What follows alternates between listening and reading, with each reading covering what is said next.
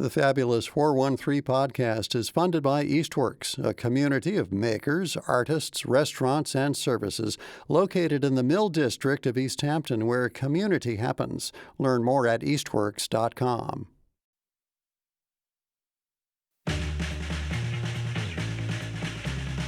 Welcome to the Fabulous 413. I'm Khalees Smith. And I'm Monty Belmonte. Later in the show, it's Fun Times with Dinosaurs at the Mineski Museum to help kick off Dino Trail Week. But we'll also hear from Congressman Jim McGovern about another late night on the House of Representatives floor. And while we're on the topic of pivotal points in American history, historic Northampton has a new exhibit exploring the city's ties to one of the country's worst ideologies. This is a very special edition of The Power of History with Professor Usman Power Green from Clark University, because we are part of an exhibit here at Historic Northampton that you helped put together. Well, I was a person learning a lot in this exhibit, particularly about the sort of work it takes and how long it takes to actually bring this story to the public like this. So, my name is Betty Sharp, and I'm a co-director here at Historic Northampton. What's the name of this exhibit that our friend Usman Power Green helped put together? It's called Slavery and Freedom in Northampton from 1654 to 1783. We have been talking with the Slavery North Initiative, finally sort of bringing light to the idea that while there is a strong abolitionist history in Northampton and the North and in Canada, there was also a slave history here, and it is important to acknowledge all parts of our history. And another one of our favorite historians was also behind this exhibit. I'm Dylan Gaffney, and I work in the archives at Forbes Library. I always think of you as a rock and roll historian, but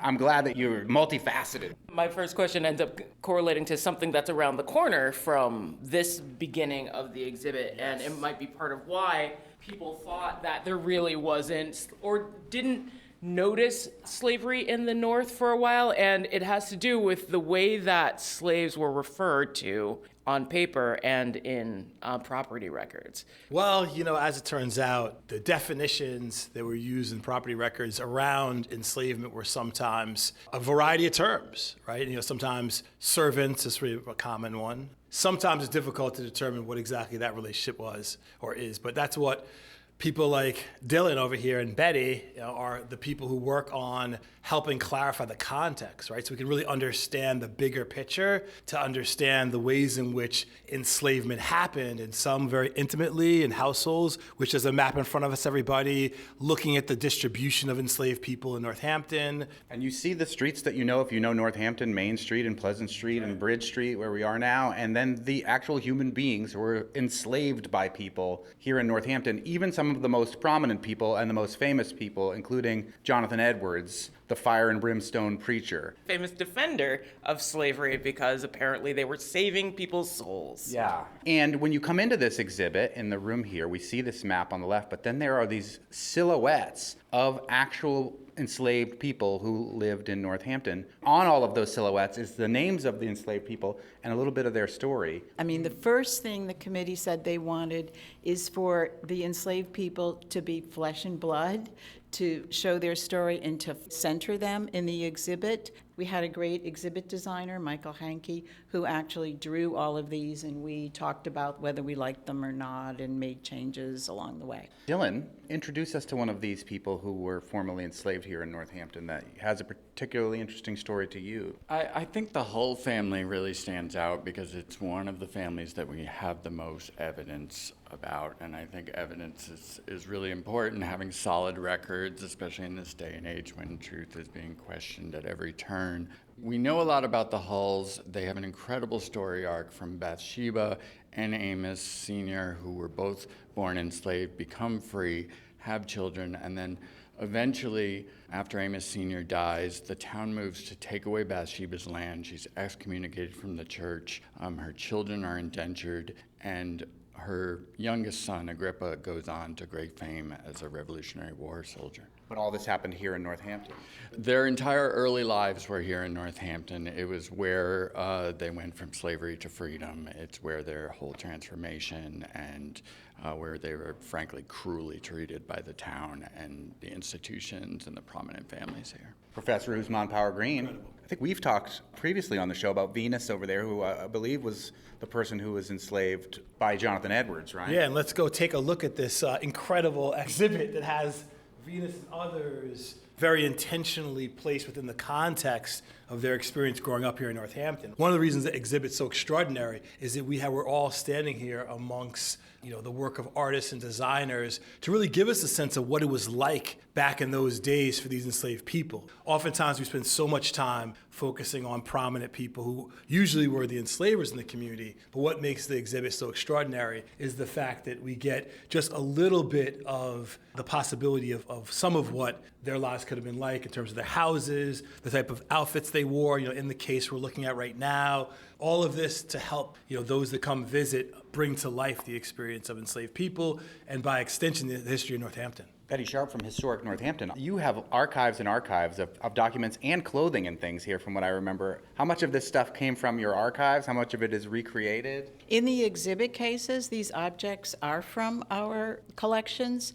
So the hat is a palm leaf hat woven.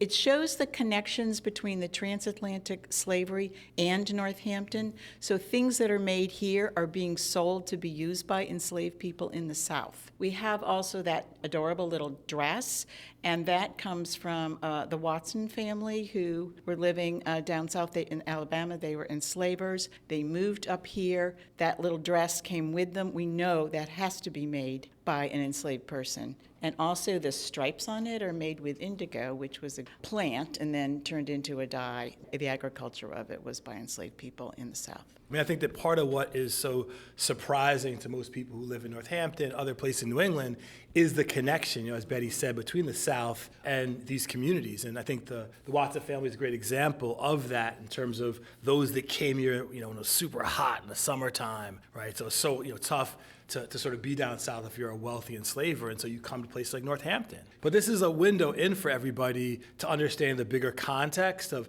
1700s, 1800s, the connection between enslavement in Alabama, for example, and also people who oftentimes were brought here, right? So they're enslaved people even up into the 1850s, like, for example, over here, who actually still labored all the way up to around the Civil War era. These three gentlemen, Cato, Caesar, and Tom, were brought here in 1765 to work in a lead mine. And the lead mine was in the southwestern corner of what's now, Northampton.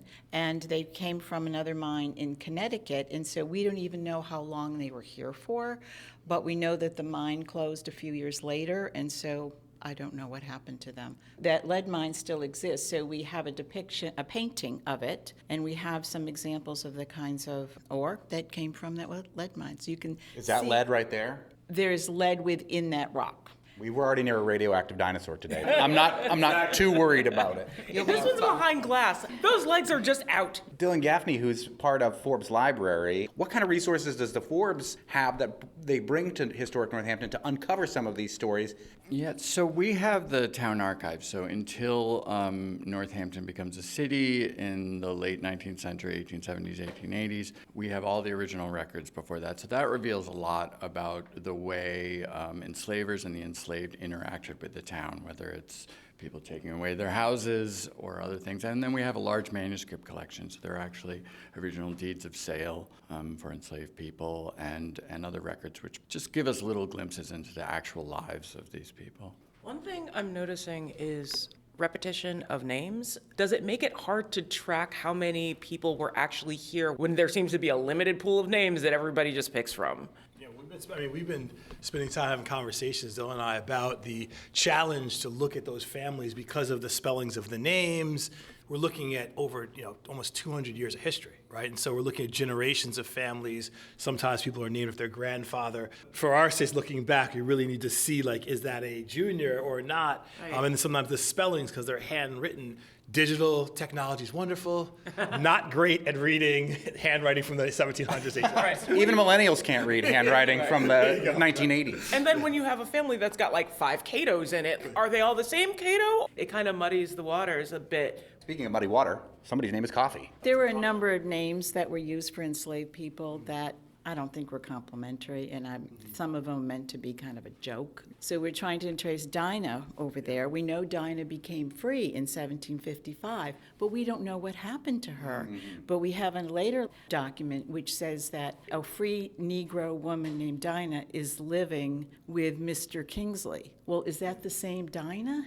This is the culmination of 6 years of work, 6 years of hard research by a large group of people to get to this point, and the work goes on. We really have to keep following these people to do them justice and to figure out what happened in their lives after they left Northampton. We're continuing to find people who in documents and records. And part of the reason, and this is important, for people to realize that part of the reason, it's 2025 and some of this history is just becoming known is because we spent the last 100 years or so talking about the history of abolition and the history of freedom and, some of what some would argue are the more positive aspects of the history in Northampton. This recovery work, right, is really a part of this effort to repair communities and to say, look, we need to look at this history, even if it's hard. We need to address it. And then from that point, encourage researchers. I have a student, Jonathan, shout out to Jonathan, working with me on mapping free black families in Northampton, in the Connecticut River Valley. And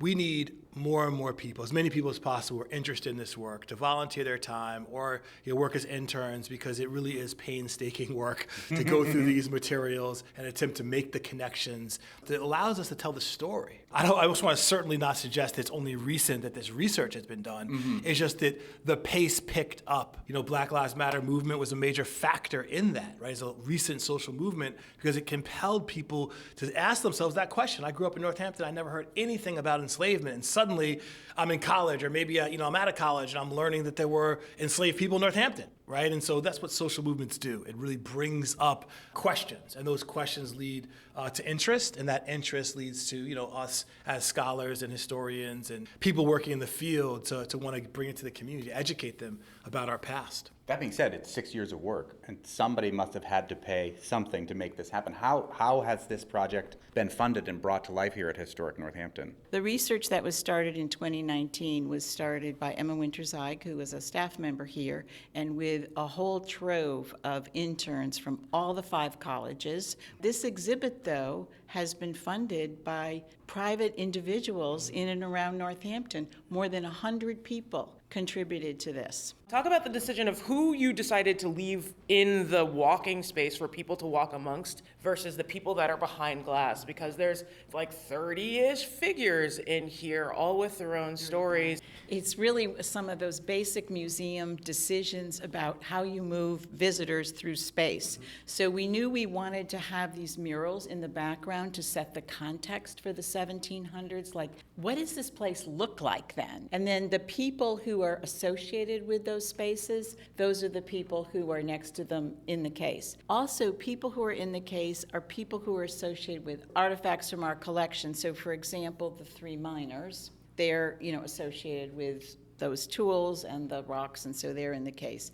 And on the far left, Dinah and Peter, they were left a number of items in the will of the widow of this house, and so these are the kinds of things they would have inherited. Hence, those are behind glass. The other thing is we have arranged and rearranged this space and these silhouettes about 10 times, and there's lots of discussion about move this one here, that, no, just another inch to the left. We have to think about, can a wheelchair get through here? Can people congregate here? And we tried to figure out what's best for people actually visiting the space. Yeah. Digital producer Ayu? Not everybody represented here is of African descent, and I wondered if somebody could talk to the importance of including Indigenous people in this history. Well, Indigenous people were enslaved here, and mostly in the 17th century, and we have 2 representatives over there, Robin and a man named Boston, or George. He was listed both ways in a will. Yes, so they were here. Also, talk about including questions that you as curators and local historians are still pondering as part of this exhibit. Yeah, that's what the question station over there is. What we don't know, what do you want to know? Well, and that's part of what's most exciting, for me with history. As suggested by the questions, generates further questions, generates more interest, and as historians and scholars, we can try to answer those through the research. I noticed on at least 2 of these that there's mention of them getting sick and that there's records of them being treated. How many folks do you know or see in the record only because of medical treatment? Medical treatment and when they come before the courts are big things. But a lot of times, we have doctors' journals and sort of account books from local doctors, but a lot of times you don't get names there, so it takes a lot of detective work to connect those with the actual individuals. Yeah, I mean, these were sickly times.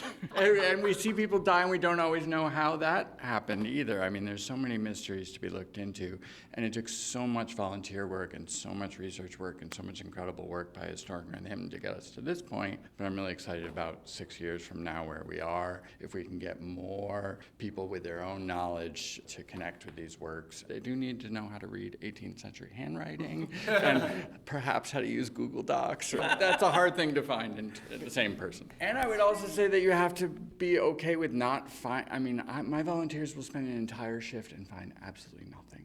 Just look through paper after paper, and it takes a special kind of person to be able to be like, you know what? At least we looked through that. Finding nothing is also kind of something, too, because it saves somebody down the road some work. For those who want to understand how historians work, when we're going in archive, we're looking at a collection, we find things we know other scholars are looking for. We email them and say, listen, I was looking through, this collection. I found these documents I think are really relevant to your research, and then we literally share them. And that partnership allows us to build a field, particularly when you're looking at African American history or women's history or labor history. People who tend to not have had as much attention, or people who in their lives didn't necessarily think that what they're doing would be viewed by future generations as important and significant. What are these made of, and could they move outside? They are made of a material called Sintra. It's a composite. They are a ½ an inch thick, and the printing is right on top of them, and they are then screwed to the ground. Yes. They could go outside, but They're not going outside. But it's something to think about, and it's something we've talked about before, is should we put everybody downtown, put the people where they were? Yeah. Do we do an outdoor exhibit? Tonight, we've done something really interesting. All of these silhouettes are going to be projected onto the White House, which is next door. It's called the Parsons House. It's built in 1719, a little old house, and we've made this projection where there's like a 5-minute loop of a slideshow of the enslaved people's silhouettes and their names coming up, and some documents too, in kind of an interesting sequence. It's very moving to see them so large. Fight the power. Fight the power. Fight the power. Find more information about this exhibit and many others at Historic Northampton that they're constantly working on through their website. Thanks again to Betty Sharp, Dylan Gaffney, and Professor Usman Power Green for taking the time to chat with us. Dinosaurs are on the way as we head to the Benesky Museum to prepare for Dino Trail Week. But first, we gotta head to Washington. Do we gotta? There's important decisions that have happened there, and Congressman Jim McGovern was right in the middle of them, so yes. I wish we could talk about better things with him. You're listening to the Fabulous 413 on 88.5 NEPM. The Fabulous 413 podcast is funded by the Handle Factory Community Clay Studio in Shelburne Falls, offering summer youth clay and art camps and classes for adults. Learn more at handlefactory.com. The Fabulous 413 podcast is funded by Window World of Western Mass, a local family business with experienced craftsmen offering vinyl, composite, and James Hardie siding. windowworldofwesternma.com. You have another all-nighter last night? Yeah, it's 2 all-nighters in a row. Oh, So my. I'm not going to make any sense. We're still in. So Well, so I'll have to pull back the veil for our listeners for this particular McGoverning with McGovern because the congressman has a busy schedule, so he calls me at like 8:30 in the morning, and I was up till after 12:30 last night watching a silent live feed of PBS on C-SPAN with a virtually empty House floor, where at that moment Republicans seemed to fail to move the bill forward, this big, beautiful bill, the budget, onto the floor for debate. The clock on the screen, at least, said time remaining 0. So I thought that perhaps the Republicans were defeated at this. But I saw you roaming the floor, just sitting in the front seat of the House of Representatives for a very long time. I almost texted you to see if you'd like do the Macarena for camera or like flash Wu-Tang Clan hands at me or something like that. But I decided to not bother you. Wu-Tang. But this is McGoverning with McGovern. We are talking mostly about the big, beautiful bill today. And you, Congressman, have been prominently featured throughout this whole drama. Big story in the Boston Globe about you saying that Congress had been held hostage. You were featured prominently in not one, but two thumbnails on the Huffington Post. And early this morning, the House voted to allow the bill to come up for a debate, at which point, and I think we may still be in this point during the recording of this conversation, Hakeem Jeffries was in a 3-hour-long so-called magic minute delay tactic. Where are we at right now, Congressman? Well, as we speak, we're still in that magic minute period where Hakeem Jeffries is actually talking about individual stories and individual accounts of people who have relied on Medicaid, who have benefited from SNAP, and how they would be adversely impacted. Because one of the things the Republicans don't like to talk about are real life stories. And I think it's important for people to know that this bill would harm millions and millions of Americans. I mean, it's interesting. We had some principled Republicans that were going to vote down the rule so that we go back to the drawing board. But I don't know where their principles went, somewhere in the middle of the night when Donald Trump called them or the speaker threatened them or big money special interests threatened them, but they've all caved. And that's been one of the disappointing things, I think, about this Congress is that a lot of Republicans who over the years we've had common ground with in fighting for stronger nutrition programs or fighting to make sure people had access to health care have all caved. We need profiles and courage now who are willing to stand up to the bully in the White House, who, by the way, when he was on a call with Republicans,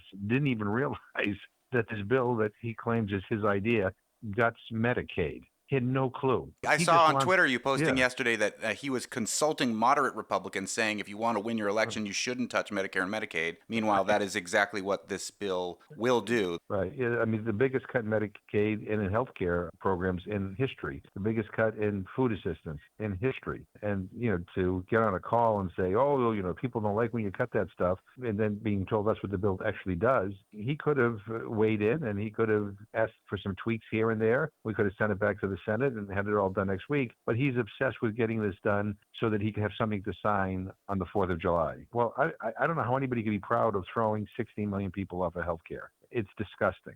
Those people should be ashamed of themselves. I don't know how you can be proud by throwing millions and millions of people off of a food assistance benefit like SNAP. These guys claim that these are important achievements. And all these cuts, by the way, are not going toward deficit reduction. They're going to pay for tax cuts, mostly for people who earn millions of dollars or billions of dollars. I mean, think about it. Jeff Bezos just threw himself a wedding, paid $50 million, $50 million. That's who we're giving a tax cut to? I mean, it really is gross. And I'm going to tell you, the other problem with this is some of the changes that are being put forward here in terms of how programs like SNAP will be funded put more and more responsibility on states.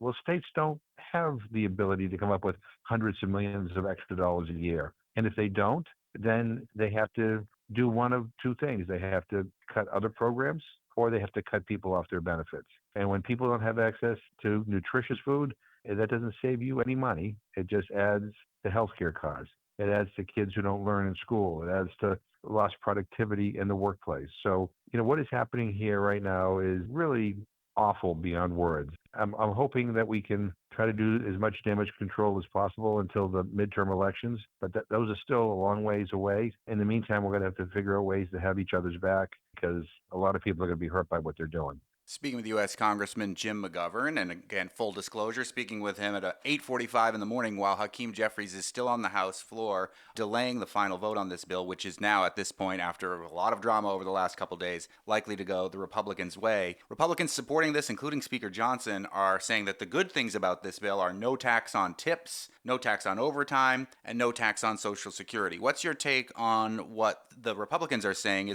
are the positive things of this bill, despite many Republicans being concerned about Medicare and Medicaid, despite some Republicans being concerned about SNAP, and many Republicans being concerned about how much money this will add to the national deficit, including former best friend of Donald Trump, Elon Musk? Well, the no tax on tips I favor, but I favor a different no tax on tips than the one that the Republicans are bringing forward, which has like a cap of $25,000 on it, and it sunsets. So it's not permanent. The corporate taxes are permanent. The taxes for the rich are permanent, but no tax on tips is not. This is kind of a little gimmick. But love to come together and work on that with him. I would like to extend the tax cuts for the middle class. There's no controversy over that. But the lion's share of the tax cuts are for the top 20%.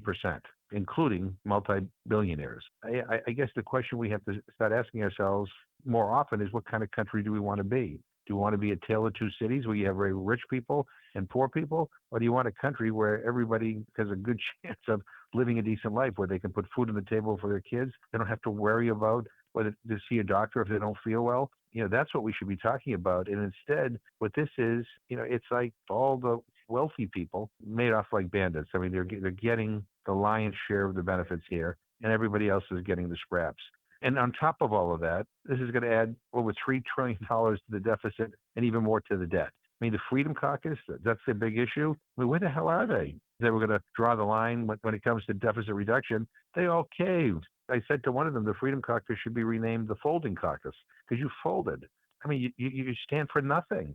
All you do is bitch and scream about how much money is being spent and how that's adding to the deficit and debt. And, this is the biggest deficit and debt increase that I can ever recall, and basically they all folded. Where's the principle? Where's the backbone? And it's really dangerous because a lot of people are going to be hurt. And I worry that some of the cuts are going to be so deep and so devastating that it's going to be hard to put Humpty Dumpty back together if we, get control of the House and Senate and the presidency again. Another big thing that is on the way is this $9.4 billion rescission package that targets funding for USAID, the United States Institute for Peace, and other international assistance programs. Right. This building is also very concerned because it would claw back funding for the Corporation for Public Broadcasting, meaning major cuts to NPR and PBS, including us. I believe July 14th is the date that the clock runs out on this one. It's in the Senate hands now. Susan Collins of Maine, who is a Republican, has not been happy with some of these things. It could die in committee. What are you hearing from your Senate colleagues about what may be the next shoe to drop for Bastille Day, maybe, rather than for the 4th of July, this rescission package? It's unclear. I mean, we hear from certain Republicans that they have problems with this cut or that cut or whatever. But at the end of the day, I don't have a lot of confidence that they won't fold. Every time I'm hopeful that they'll stand up and push back, they fold.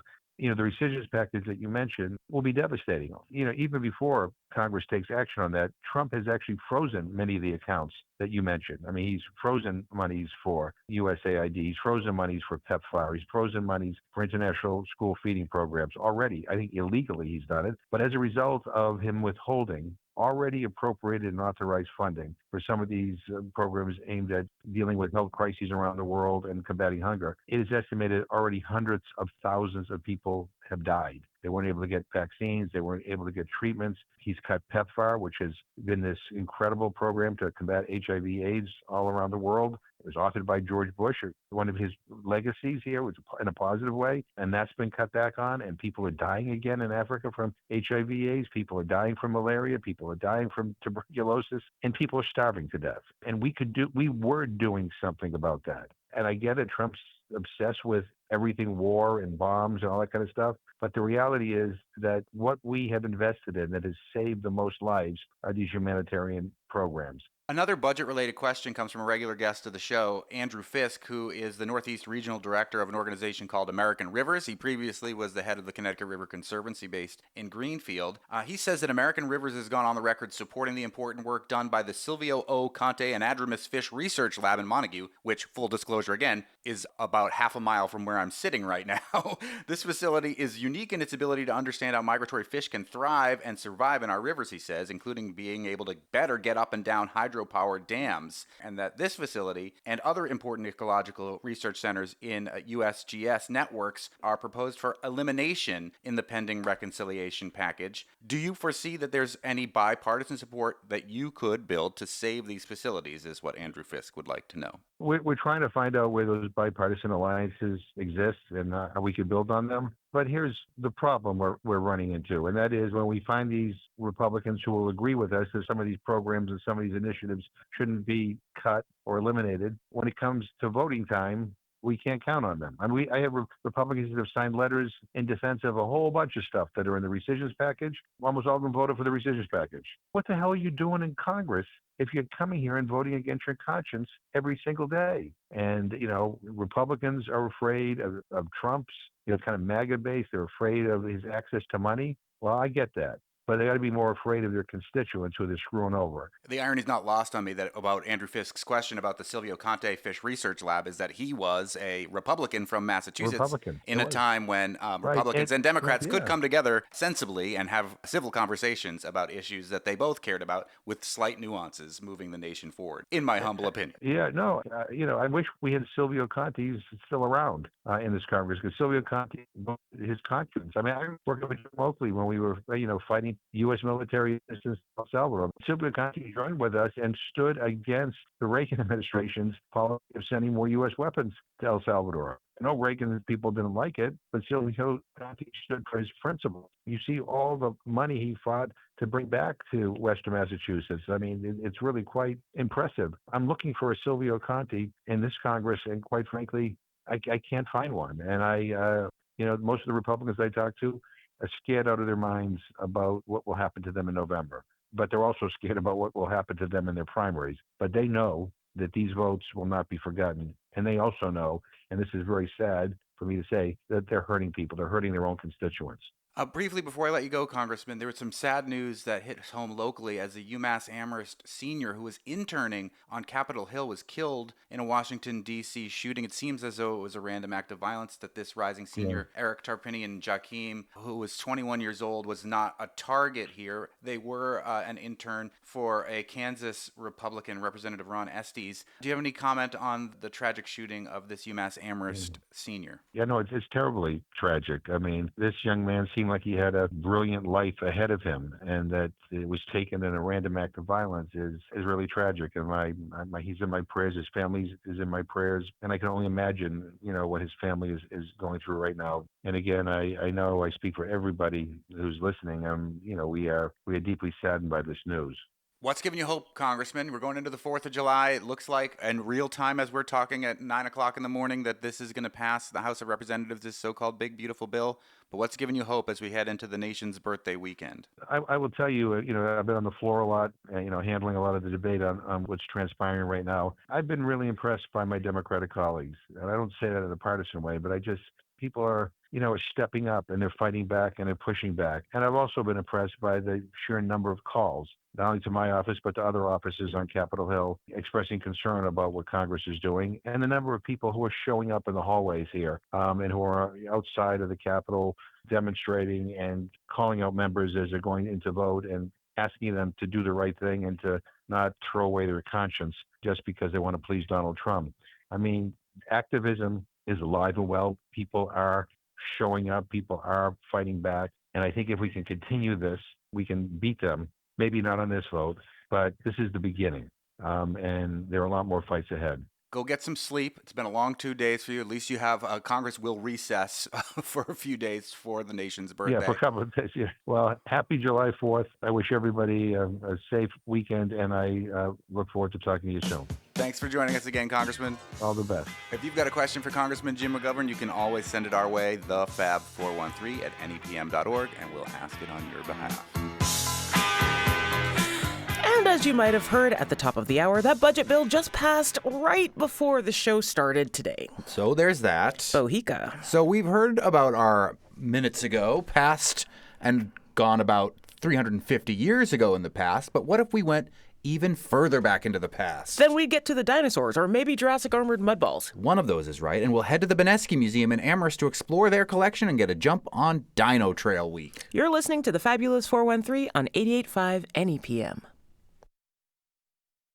The Fabulous 413 podcast is funded by Northeast Solar, helping customers make the switch to solar for savings, energy security, and tax incentives.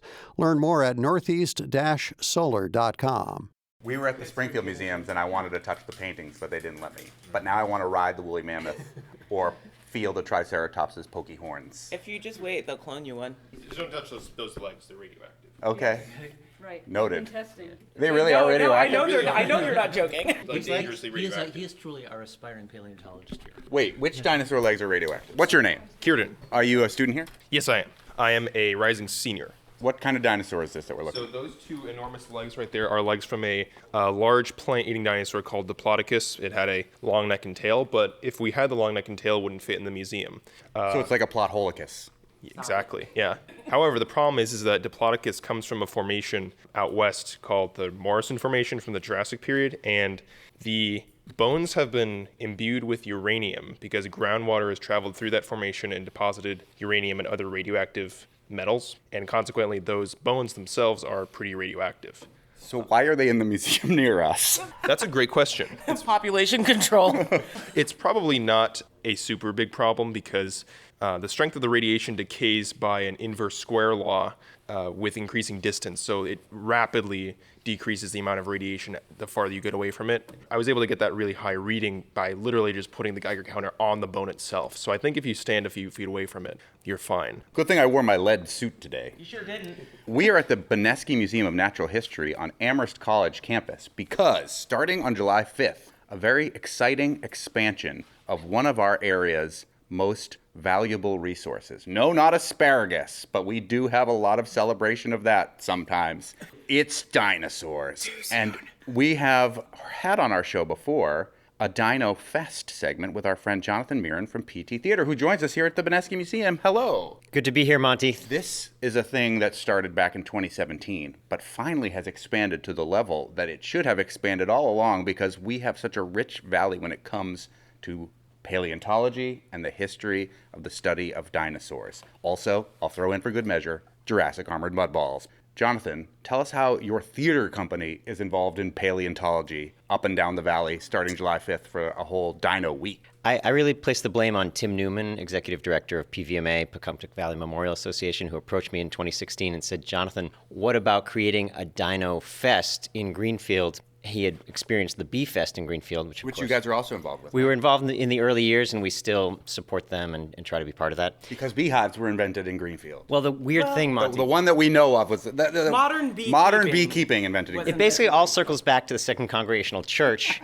where Dexter Marsh, the guy who discovered footprints, dinosaur footprints in 1835 in front while he was laying flagstone to make a sidewalk in front of Town Hall, he was working at the Second Congregational Church, which is the same church where Lorenzo Langstruth, the early beekeeper who was celebrated at Bee Fest, was a minister. Second Congregational Church. It's like the Godfather 2 of churches. Arguably better than First Congregational Church. Arguably better. We're just happy that it's not yet another First Congregational Church. It took us, I guess, about 6 years to realize that the Great Greenfield Dino Fest should be expanded to be called Dino Trail Week. Mm-hmm. And basically celebrating the Dino Trail, which people can enjoy all year long. These are museums and institutions that people can visit anytime, but we thought an annual festival celebrating where all the partners hold events up and down the valley would be appropriate. And it turns out I can also place the blame on the Mass Office of Travel and Tourism, who put out a grant last August, and we actually didn't get the grant, but it did force us to reach out to all the partners, and then the partners started meeting on Zoom.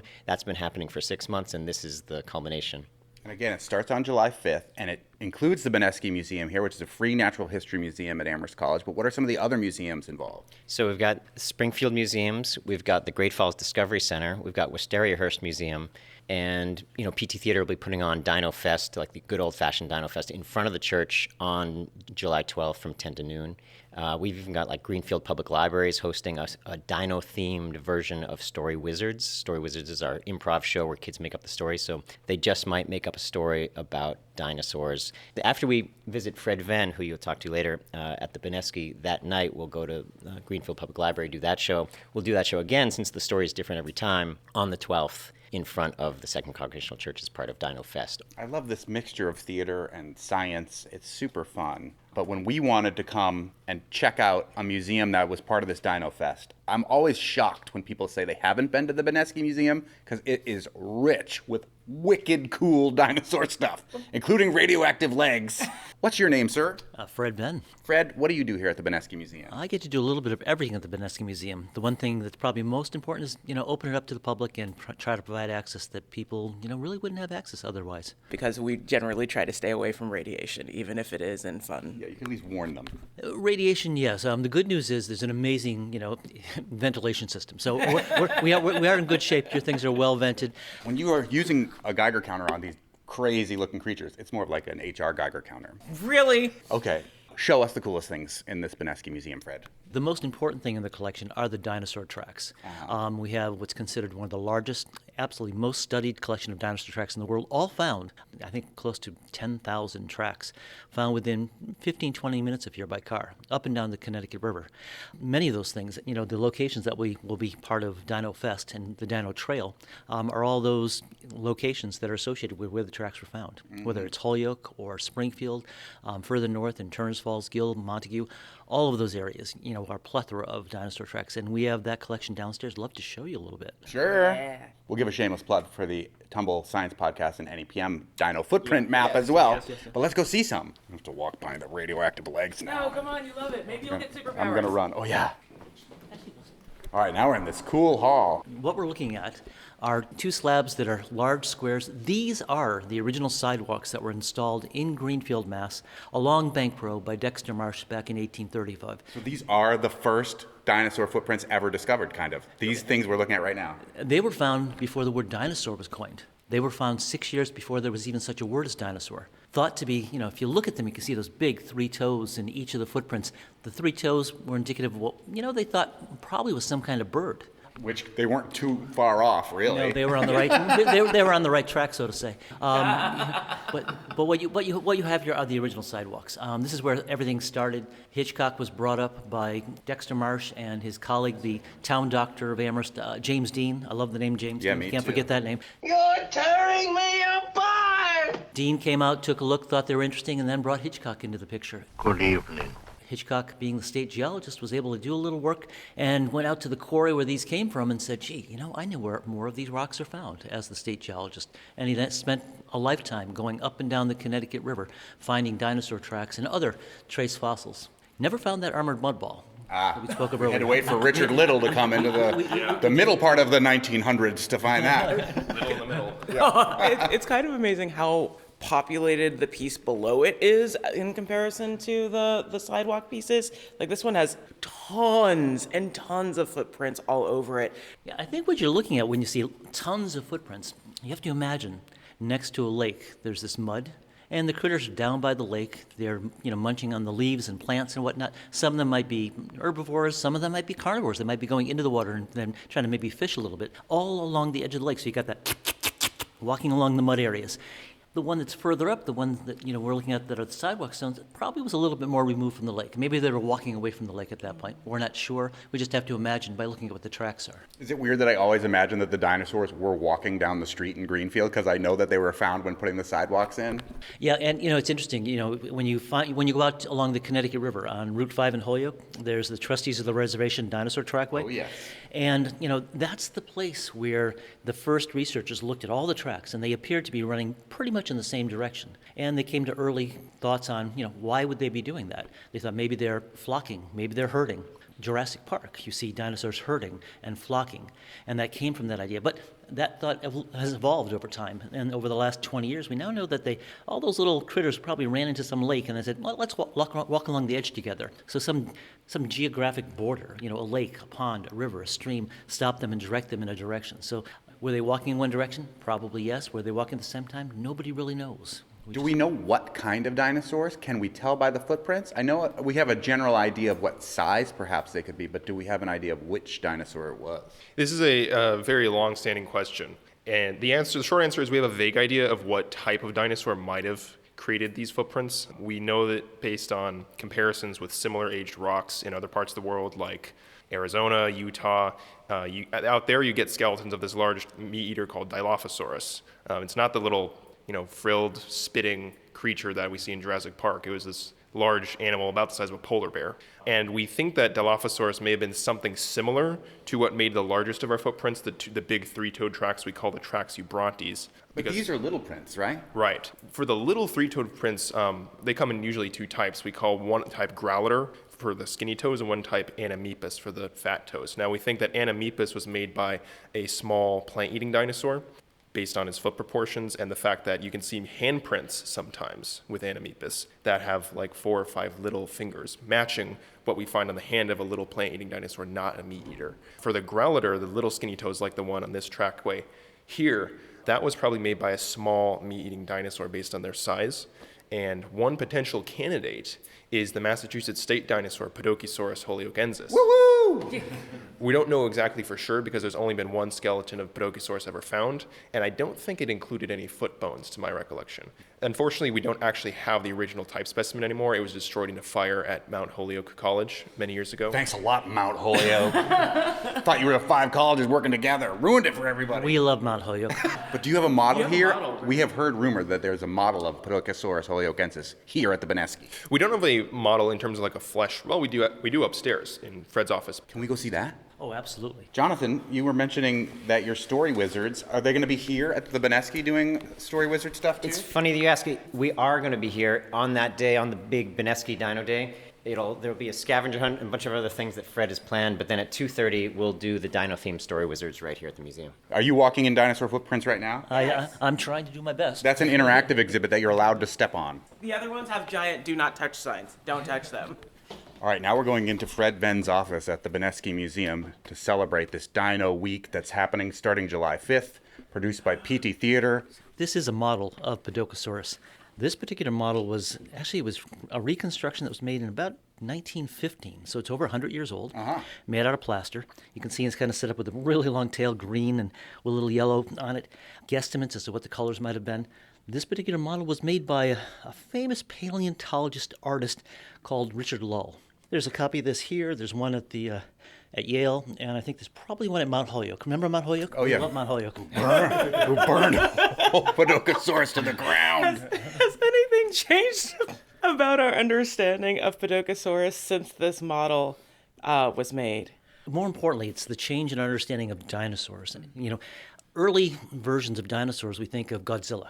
And Godzilla standing kind of upright, his tail dragging in the mud, kind of walking around, going, Yet somehow he could walk through the ocean. Most of his body was still really high above it. Don't question the magic, it goes away. And the early dinosaurs, including Podokesaurus, we had that same kind of image, the kind of slow, lumbering critters. But, in the last 30, 40 years, our understanding has changed. And we know today that they were thermoregulating. They were warm-blooded. They were moving much more actively. And those tails, rather than dragging, all the time, maybe periodically you get a tail drag, but the tails were up. They were very dynamic. They moved very quickly. And Podokesaurus would have been one fast little critter. I don't think I heard the new news that dinosaurs were warm-blooded. I guess I still consider them not to be, because they are more bird-like than lizard-like, generally, right? Generally speaking, yeah. Birds and dinosaurs share a lot of common features, and as it turns out, including warm-bloodedness. And you can ask, well, how do we know that? There's various chemical markers in the bones and proteins of these warm-blooded animals that are more similar to those of dinosaurs than cold-blooded animals. Is there another Podokesaurus? Did you say there was a cast of the original bones, or no? So, the cast. And there's so many sides and so many sad stories. As some folks may be aware, the Podokesaurus became our state dinosaur about 4 or 5 years ago. And when it became the state dinosaur, there was a big process. Over 50,000 people voted in this process to kind of choose what dinosaur would represent the state. And there were actually only 2 dinosaurs that were in the running. And Podokesaurus, being a nice little critter that was also a carnivore, kind of took the prize. So when Governor Baker was signing the legislation, there was the celebrational signing that was held at the Boston Museum of Science. And to make the signing kind of important and whatnot, they asked if we might be able to bring that cast out to Boston. So Sarah Doyle, who we know from the Jurassic Roadshow and PVMA and various historical pieces about the dinosaurs in the valley, she and I joined forces and actually brought the Podokesaurus cast that we have at the Benesky Museum out to Boston. It was packed up and off we went. We arrived in Boston. It took us a while. We ran into traffic. We went over some bumps here, there, everywhere. We arrived, we get in there, we open it up, and lo and behold, we look inside, and there's a little sign that says, "Be careful, this is slightly broken." And then we opened up, it wasn't slightly broken anymore. So it had snapped. Now, the one thing we learned in paleontology school is, collect all the pieces. So everything was put into baggies. Actually, as soon as we opened it, they had this whole crew from the Boston Museum come out with their baggies and gloves, packing everything up. So we had to carefully, and then we slowly moved it out to where the display was in front of the Triceratops in Boston. And there it was on display, photographed, for everyone to see. Packed it all up, brought it back here. I felt awful because I signed out for this, but we brought it back. It's been repaired. It took probably about a year. It's packed up. It's now in our type room. It's locked, and I no longer have access because this was I'm not going down there anymore. Didn't hurt to ask. But it can come out for research purposes. I know that Kieran, my colleague here, who's been chatting a little bit, he has access, but I no longer have access. Oh, wow. Once bitten. Persona non grata. Yeah, right. Well, at least we got to see the model. It is a cute-looking dinosaur, even though it's a carnivore. That thing would bite you. Indeed, it would. Yeah. Kieran. Yeah. Did you see the new Jurassic Park movie? I've not yet. Okay, good. Do you have a favorite dinosaur? Yes, Giganotosaurus. Why?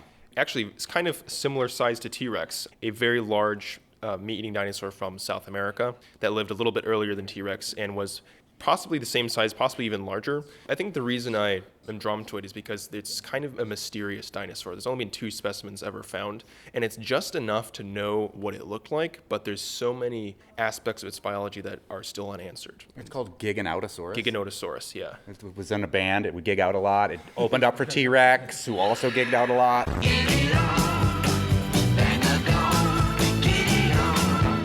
Mark Bolan, genius. Do you have a favorite for Dinosaur Fred? It became the Podokesaurus, of course. Ah, yes. I think that might be mine. You can't go better than the local, you know. I mean, anything that's found in Holyoke, South Hadley, I think that's amazing. Jonathan Marin from Yeah. PT Theater, who's putting on this Dino Week that begins on July 5th. Well, co-presenting with all these partners. But, it's interesting when you start digging into the science, but then you also mix that with the local history. So Dexter Marsh, he left basically elementary school to work because his family, he grew up in Montague, and he basically needed to start working at an early age. He's laying flagstone, he's a day laborer, and he sees these prints. He brings in James Dean, Dr. James Dean, and then Edward Hitchcock. That leads to this explosion of sort of scientific activity, but he goes on to basically become a citizen scientist, going out himself, collecting all these fossils, creates a cabinet, which is, the old-fashioned word for museum. People from all over the world come to visit his museum in Greenfield. He eventually gets credit for all of the scientific work he's doing, basically a self-educated citizen scientist. So that was kind of, for me, as a theater maker, that life story was part of the inspiration for, okay, let's do this, because of the intersection of local history with science and people like Fred Venn and other partners makes this 413 fabulous. We love the shameless plug. Yeah. Khalees groaned. I felt honored. How much in, let's say, since Podokesaurus became the state dinosaur, have you run into the bones that are attached to skeletons they're not actually supposed to be attached to, like when species end up being mixed? And how often does that end up happening? Like the famous one was Brontosaurus, where they just hodgepodged a bunch of bones together and called it a Brontosaurus. And then they said, no, that actually didn't exist. But then a new dinosaur came that they then called Brontosaurus to make up for the fact that we screwed it up so early on in the history of dinosaurs. I mean, how often does that happen? New science is always happening, but like it's interesting to see it in real time. So like that's actually not too uncommon in the field, unfortunately. What other fake dinosaurs do we love? Well, actually, we have one at the museum here. There's this rare dinosaur in the type room called Dislocosaurus polyichnis. It's from that same lovely radioactive formation that I told you about out west, nice. Morrison Formation, and it's extra loco. It turns out to be a mix of remains from a long-necked dinosaur like Diplodocus and a meat-eating dinosaur like Allosaurus, and we're not sure exactly which parts go to which. And there's been other examples of that, like from that same formation. There's been a big to-do about this creature called Saurophaganax, which was thought to be a really, really large relative of Allosaurus, huge meat-eater, before T-Rex, of course. But the new study has come out showing that it's actually a mix of long-necked dinosaur and meat-eating dinosaur remains, which is why we thought it was so big. In short, our understandings have changed over time, and no matter how well we present things today, if we have somebody that comes in, like a Kierden, looks at things with a new eye and has a different sense of what things might be, they might come up with a new hypothesis to how things put together. Not necessarily how it's put together, but how it might be presented. Mm-hmm. The materials that are in this museum are the best presentations we understand, and that may change. You have also other classic dinosaurs, like when you're a little kid, you're going to draw a dinosaur. You're going to draw a Triceratops. You have a Triceratops skull here. What other classics do we have from the world of dinosaurs here? Kierden? Well, to quote a well-known actor, we have a T-Rex. Say again. We have a T-Rex. Yeah, we have the cast of a T-Rex skull downstairs, but we have the actual pieces of a real T-Rex, unfortunately not available here. They're in an off-site storage facility that's known as the Five College Bunker. Wait, is it a barn like UMass keeps their dead whales in? It's more like the set for a James Bond film. Okay. Oh, wow. It's an actual Cold War era nuclear shelter that was built in, I think, like the 50s to house the president and the Air Force general in the case of a Russian first strike. But then the Soviets got better technology, it became obsolete, it changed hands a few times, and the 5 colleges collectively bought it as an off-site storage facility for anything, basically. There's books, there's movies, there's records, there's Calvin Coolidge's desk, and we put a bunch of dinosaur bones down there. Dude, we're going to that bunker. I knew about this bunker. We learned about it from the consortium folks. Yeah, but is it open? Can people go in the bunker? Like, could we go to the bunker? I think so. They do give tours. We're going to go to the bunker. When you drive on 116 and you go by it, I love the name of the road that leads you to the bunker. It's Military Road. You can't miss it. But at least you can get that sense of you're going by it. But you do need a special appointment, and bring all your radon materials. Do you have a full T-Rex in there? We have a partial T-Rex. Very few museums in the world have a full T-Rex because that's just how you find it. You almost never find a full T-Rex. You're lucky if you find a T-Rex at all. But we have parts of the hip bone of a T-Rex. We have some vertebrae, I think, and some other bone fragments packed away in crates. Let's go check out the T-Rex. First of all, I love Triceratops, and it's right across from Triceratops. I don't know why I love Triceratops so much. Maybe because it looks so badass, but it's a herbivore, right? So that one's not going to hurt you with its teeth, but it is definitely going to defend itself with its horns. It's probably going to hurt you with its jaws. Those jaws look powerful enough to take your arm off, regardless of whether or not its teeth can pierce your skin. But he wouldn't like it. He wouldn't like the taste. Well, we actually don't know about that for sure. For years, we've assumed that Triceratops is an herbivore based on its beak and its teeth rows. Its teeth rows seem definitely more designed for shearing away plant matter, but there is some research that some researchers are speculating that perhaps because of the sharpness of the beak, Triceratops and its relatives may have occasionally eaten meat to supplement their diet. It's like a lot of vegetarians I know, to be honest. Cheating vegan. The Triceratops is right across from the T-Rex. Were they in the same era? Absolutely. You find T-Rex and Triceratops in the same beds, the same formations. We know for certain that they coexisted with each other. There's even some evidence that T-Rex maybe have predated upon Triceratops based on broken off horns, bite marks, etc. In fact, there's even one it's not really famous fossil, but it's an important fossil that was found recently of a small Tyrannosaur and a small Triceratops right in the same block of stone next to each other that look like they might have been fossilized during combat, but it's not totally clear. It's like the Muppet Babies of fossils. Oh, the cute little dinosaurs. Okay, introduce us to T-Rex over here. So this is a cast of a famous specimen from the American Museum of Natural History. We don't have the original, they do. If you look carefully right at the nose of it, and you look at the top of the skull, you'll see that it's asymmetric. It's kind of, It looks like it's been, I guess, smushed. Yep. You know why? Because it's been smushed. Exactly. Yeah. So when this animal died, it died probably in a crevasse of some sort, and a boulder came down and crushed its skull.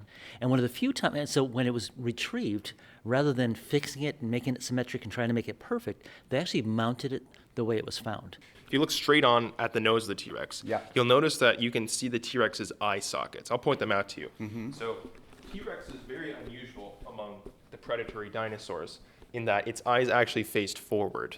Most other large meat eaters at the time, their eyes face to the side, and typically what we see in modern predators is almost all of them, their eyes face forward. I mean, that's why cats are cute. Imagine a cat with his eyes on the side of his head. It'd be kind of weird, right? But, cats, their eyes face forward, eagles, owls, humans even. But T-Rex's eyes did too, and we're not really sure how that came to be, because that also might be related to just the width of the whole skull. Because if you look at the shape of the teeth are also very thick, almost like railroad spikes. And we know based on calculations from its anatomy that it had a very high bite force, probably the highest bite force of any dinosaur ever. So it really lives up to its reputation as being the most famous and popular of dinosaurs. It does. I think it definitely deserves that. It's a very well-studied and well-known dinosaur, too. Its popularity has actually helped advance our scientific understanding of the animal, because when they was first found, T-Rex skeletons had such a high financial value in the early 20th century that there was a lot of collectors going out and finding new ones. And that's why we have so many different T-Rex skeletons and specimens, which has been great for studying the variation, how big they got, and all kinds of other questions about its lifestyle. I'm just going to throw in that it was also a sensitive critter. And why I say it's a sensitive critter, if you look carefully at the snout, you can see these little white dots that run along the top of the snout and along the lower jaw. They're pimples. It was an adolescent dinosaur. No, these are more like dimples. Oh. So these little dimples are the location of nerve bundles. So the front end of the snout was loaded with nerve bundles. Very sensitive. It's indicative of an animal that's going to kind of feel around with its snout for its what it's going to eat. And if what it's feeling is fighting back, it'll back off. But if it's not biting back off, if it's something that's dead, maybe some scraps from something else, it'll just munch right into it. But the snout, very sensitive snout. Can think sharks. I mean, I'm not going to punch a shark in the nose, but this is the same kind of sensitivity the animal would have. So as much as it has that reputation of being that terrifying T-Rex, it also is a quite sensitive animal. Fred, you're not saying that they only ate dead things, are you? Not only, but like anyone, you want to take the path of least resistance. What's easy, yeah. They're not picky. So I want to ask questions about this display you have next to the T-Rex, because I think actually this might be the coolest thing. And it's fossils of eggshells. How did they figure out that these are egg fragments? Because they're so tiny. We can tell that they are dinosaur eggshell fragments because they have a very distinct texture that we call an ornamentation. We have found fossils of more complete dinosaur eggs, and by comparing the texture of these fragments to that texture, we can confidently say that these are dinosaur eggshells, also by looking at their microscopic structure. It's easy to get dinosaur eggshells mixed up with things like turtle shell fragments and other things that are common in the same environments. What it tells us about dinosaur nesting behavior is that dinosaurs they cared for their young, because in the same formation we found large nesting sites from a duck-billed dinosaur, similar to the one right behind you on the wall there, where we know that they actually made mounds to put their eggs in, and they delivered vegetation. And there are so many of them in one site that we think that there were some sort of herd or at least communal nesting behavior going on with these animals. Can you talk about the importance of casting and using other materials to try and preserve and move these fossils and bones? What you're looking at here is it looks like the plaster cast that you'd have for a broken arm. It's because, like a broken arm, it's very fragile and it has to be cared for carefully. So to be able to get that out as complete as it is, you had to cut it out of the rock and then carefully put the plaster in and allow that plaster to harden, bring it back. Sometimes what you'll find, and Kieran will speak to this in a moment, you'll find pieces that are fully plastered and then brought back to the museum, and what happens to them? They sit around. We do in a bunker that was designed for nuclear war. There's still there allows the apocalypse, but we do still have several specimens of bones in the museum that are still in their original hard plaster jacket that no one has ever taken them out of. Oh, but you know what's in there. Yes, yeah, because we know what site they came from. We know what they saw that the bone was before they put the jacket on. So we have a good idea of what's in there, but just no one's opened it yet. Well, I have a quick question for you. Do you know when that particular piece that you're talking about came from? About what year? I don't know the year, but I think I'm talking about the one that came from Professor Marjorie Coombs' expedition. So Marjorie is a professor emeritus from UMass who works with us during our annual Identify It Day. She actually helps us, people bring things into the museum. We help people identify their things. That's something from Marjorie's work, so it's not that long ago. Marjorie would have collected that back in the 70s, so it's been around for about 50 years. So the interesting thing is Marjorie brought something back from 50 years ago, and if we would open it today, yes, it was described at that time, but we might change our understanding of what it is today because it's been 50 years since the original find. Even Marjorie might change her mind as to what she really has in that piece. You could do the Benesky Museum unboxing videos about you open up all these plaques. That would be the coolest thing. That would be very cool, yeah. So I'm just, not to be a buzzkill, but I'm just wondering, we're talking about an age of extinction with the dinosaurs and how do they become extinct? And then, of course, scientists are talking now that we're in an age of extinction today. As scientists, are there any lessons we can draw from the dinosaur extinction to deal with what we're dealing with today? Or well, stay away from asteroids. Yeah.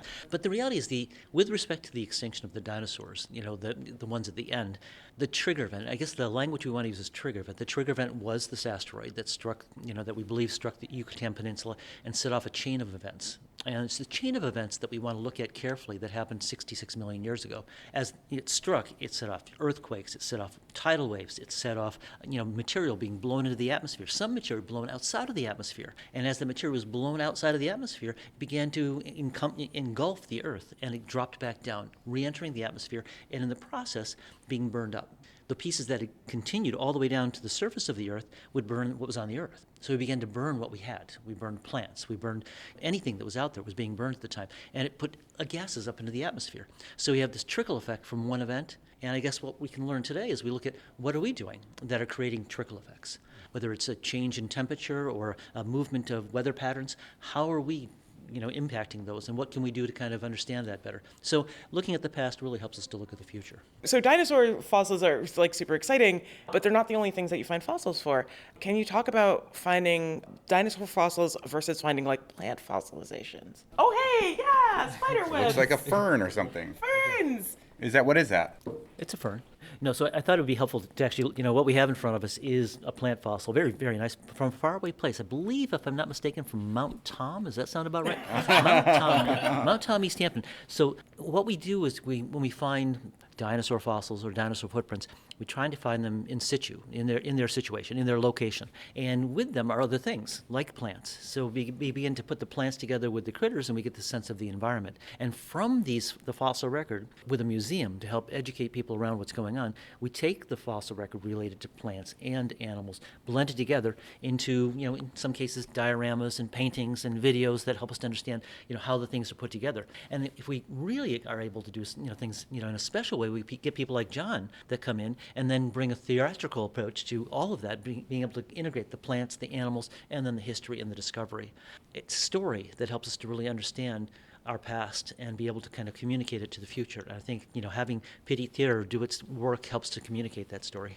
Jonathan, Dino Trail Week begins on July 5th and goes through when? Well, it goes through the 13th, but there's a bonus event at the Wisteria Hearst on the 20th. There's obviously a lot of kid-oriented events, but there are a couple of talks that are more geared for 13 and up. And that includes at the Great Falls Discovery Center, they have Dr. Paul Olson coming, and then Sarah Doyle is actually giving a talk at Wisteria Hearst. But all the other events, I guess you'd call them free, family-friendly, and fun. You should note that Springfield Museums does require admission to the museum, but all the events themselves are free. And if you're a Springfield resident, it's free to get in. Nice. So if people want to see what's happening for this week of celebrating our dinosaurs here in the Valley, where do they go to get all this info? A brand new website, dinotrail.org. Thanks so much for doing this and for connecting all these museums and making it a week-long celebration of these amazing scientific discoveries. And thank you for opening up the Benesky to us so that we could check out the incredible stuff that you have here. We're happy to bring you in and give you a little behind-the-scenes tour and hope folks can make their way down. Yeah, and we'll go stand next to the dinosaur legs and see if we get superpowers. Yeah, right? I can feel them already. I mean, I want my superpower to just be not making dad noises when I get up from chairs and things. Ugh. I mean, I just want them to go away. I know, right? On the next Fabulous 413, it's holiday time. What would Independence Day be without music? Terrible is what. Therefore, we'll bring you more of our pop-ups from this year's Green River Festival. We'll hear the glam post-rock of Brattleboro's Thus Love and the soulful harmonies and blues-inspired sounds of Ally McGurk. But the 4th isn't just about fireworks, though we'll mention where those are happening, too. So we'll hear about the public readings of Frederick Douglass's speech, What to the Slave is the 4th of July, with Professor Usman Power Green. I'm Monty Belmonte. I'm Kalia Smith. Have a good holiday. We'll see you Monday.